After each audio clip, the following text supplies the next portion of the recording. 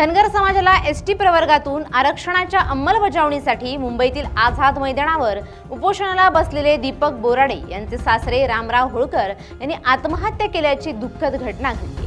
दीपक बोराडे यांच्या घरीच दुपारी त्यांनी गळफास लावून जीवन संपवलं. ते 78 वर्षाचे होते. त्यांच्या आत्महत्येमुळे कुटुंब आणि नातेवाईकांना धक्का बसला असून आत्महत्येचं कारण अद्याप अस्पष्ट आहे.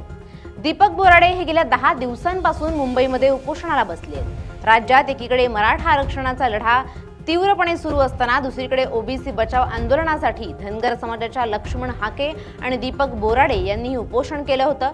जालन्यातील आंतरवालीत त्यांनी उपोषणाच्या माध्यमातून ओबीसींचं आरक्षण कमी होऊ नये आणि मराठा समाजाला ओबीसीतून आरक्षण न देण्यासाठी उपोषण केलं होतं. त्यानंतर आता धनगर समाजाला एसटी प्रवर्गातून आरक्षण देण्याची मागणी करत दीपक बोराडे मुंबईतील आझाद मैदानात उपोषणाला बसलेत.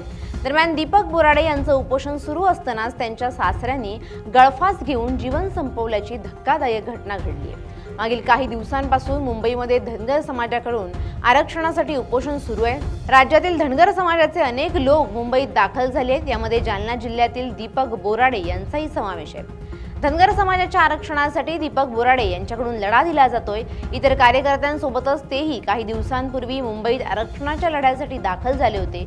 पण काही दिवसांपासून त्यांची प्रकृती खालावते. त्यातच आता त्यांच्या सासऱ्याने टोकाचं पाऊल उचलल्याचं बोललं जात आहे. धनगर समाजाच्या आरक्षणासाठी दीपक बोराडे मुंबईत उपोषणाला बसलेत, तर दुसरीकडे जालन्यामध्ये बोराडे यांचे सासरे रामराव होळकर यांनी आत्महत्या केली. मिळालेल्या माहितीनुसार होळकर यांनी जावई दीपक बोराडे यांच्या छत्रपती कॉलनीतील घरीच गळफास घेऊन आत्महत्या केली.